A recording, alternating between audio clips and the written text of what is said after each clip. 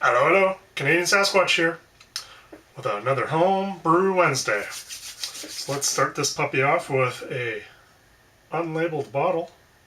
I know what it is. It's a BA4 for beer, all grain, number 4. But this one has a bit of a twist to it. This was a competition beer that I did for a local brewery, Carbach Brewery, that you were supposed to brew a beer using ingredients that were grown in Texas here. So what I did was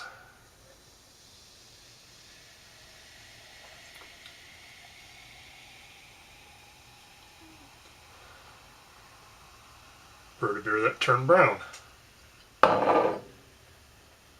It's not too bad.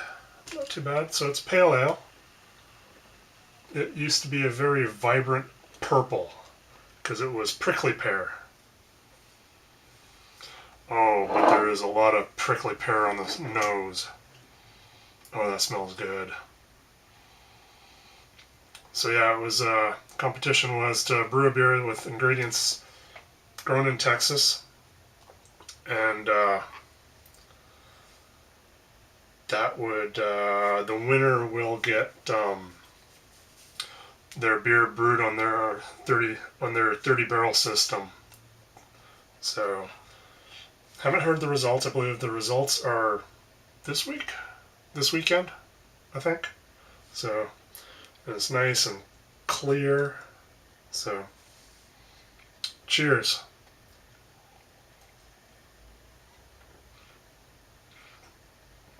Oh, that is so good.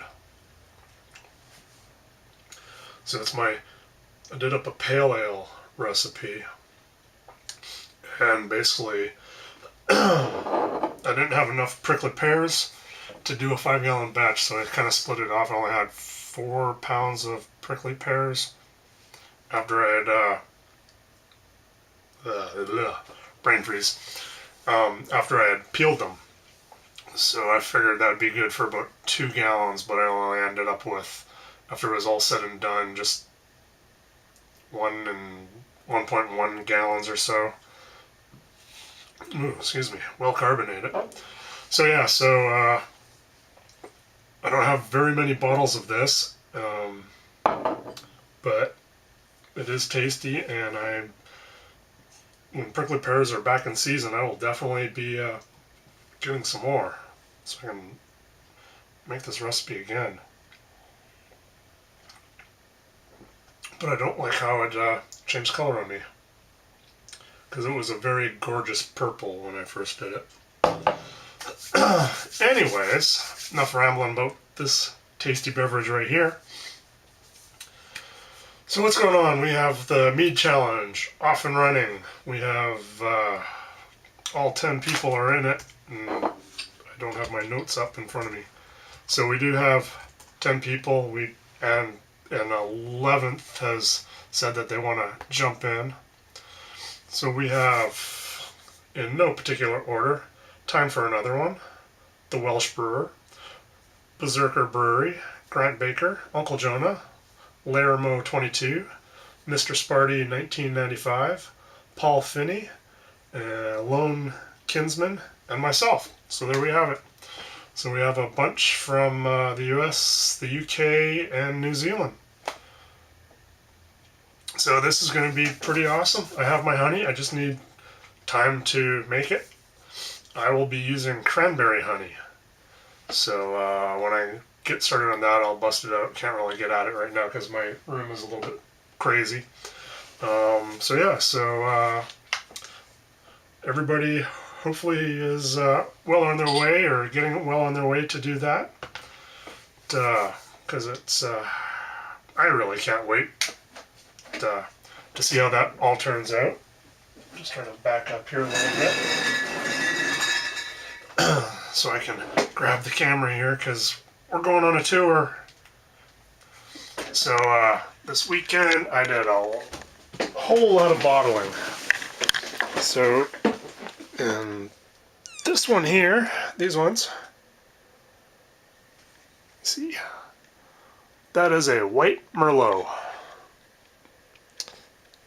So yeah, bottled up 5 gallons of that. It was a 6-gallon batch, but I only had 5 gallons because the other gallon is still sitting over here with little oak cubes.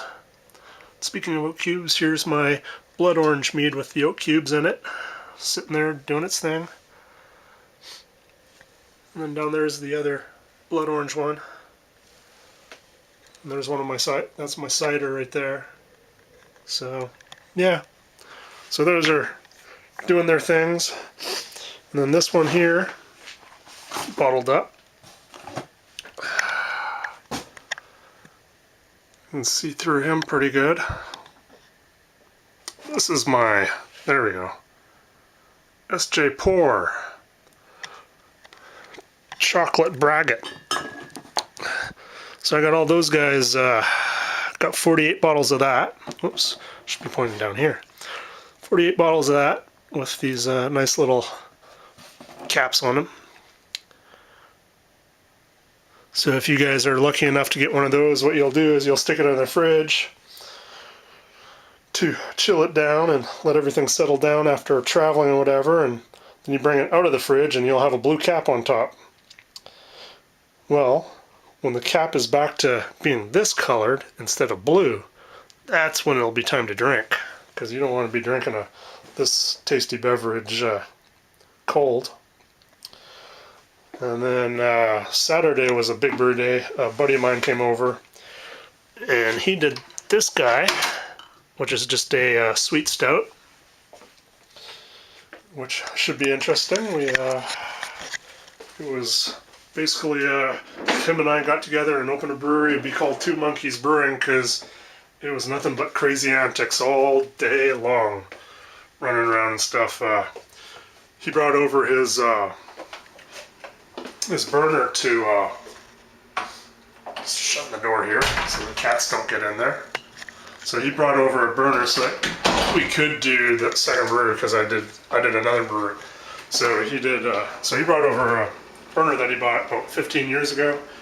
He bought it so he could get a 5-gallon pot so he could brew, but he didn't need the burner for the 5-gallon pot. So he left it in the box, and it was still taped up and everything. So he gets here and he opens up the box, and inside the box, well, let me back up a little bit. Last year when I got married, he was my best man, and I gave him a 7-gallon pot as his groom's present. So yeah, so he had the 5-gallon that he got for free when he bought the burner, and then I gave him the 7-gallon pot. Well, Saturday when he opened up the box, inside the box was an 8-gallon stainless steel pan. So yeah, so he pretty much fell out of his own skin at that, not realizing what was in there. And so finally got that all put together, and he used his burner to brew that beer. And then I did up a 10-gallon batch of another chocolate braggot that I'm doing for a friend's wedding. So it's similar to the SJ Pour challenge, but tweaked a little bit. Plus I forgot to put the cocoa nibs in the mash like I did with this one. So, but anyways, so yeah, so it was a big brew day. Did all that bottling and stuff. So we're stopping here in the eating area because I want to mention this book right here, Homebrew, Beyond the Basics, by Mike Karnowski. So this book just came out this year, I believe it was this year. Anyways, yeah, 2014. So this book just came out. This is a fantastic book. Even if you think you know everything, you will learn something out of this book. I learned a lot, and since it's up to date with like all the latest trends and all that, it's a fantastic book. Just a lot of good stuff in there. Easy reading, some recipes to go along with the stuff, and the recipes are super easy. So yeah, so here we go. Trying to grab my cup and my camera at the same time as I head out the door here. We'll do a garden check. It stormed all night, so everything's probably really soggy. I haven't really checked it out here, so, but it looks like everything's happy. Of course, we have the lettuces going around the outside, tomatillos, tomato plant, another little tiny tomato plant. Then we got these jalapeno plants here. This one's got a nice big blossom down there.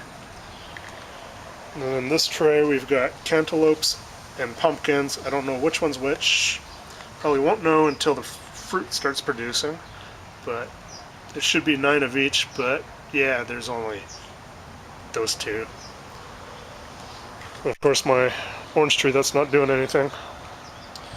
And then these guys, my ghost chilies, they seem to be doing a little bit better today.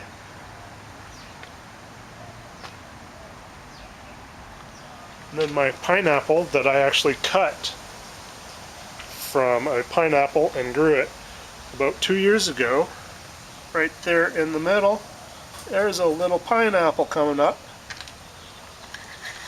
So I'm about to have my very own pineapple. And then we got, of course, more jalapenos. I need to get these guys into pots. More lettuces. And more tomatillos that I also need to get into pots. There's just not enough time to get everything done. So, and then of course, been busy washing bottles. These are all mostly wine bottles that I got from a friend who works at a restaurant.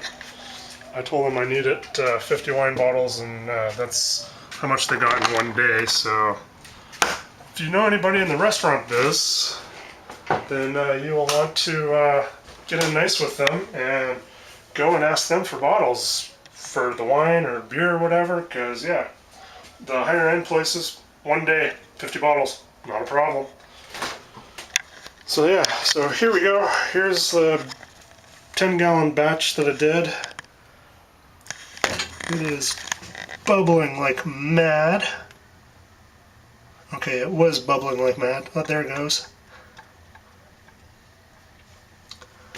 I need to take a peek in here. Let's see if we can do this. Oh, look at that krausen. Yeah, it's doing good. I was a little worried about it because I thought I pitched the yeast a little too high of temperature, but it is doing just fine. So I'll come back out here. So yeah, that's pretty much it in a nutshell. Busy brewing, busy bottling. Gotta get my mead going for the mead competition, and I also have some other meads and ciders I need to get going. So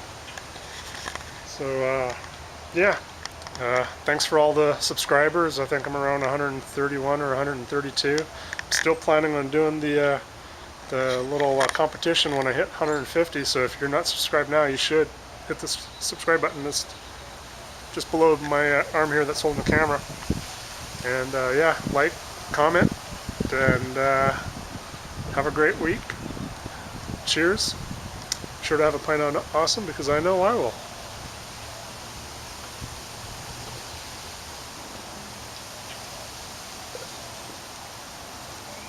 Oh, I'm gonna have to sneak me another one of those today. Cheers.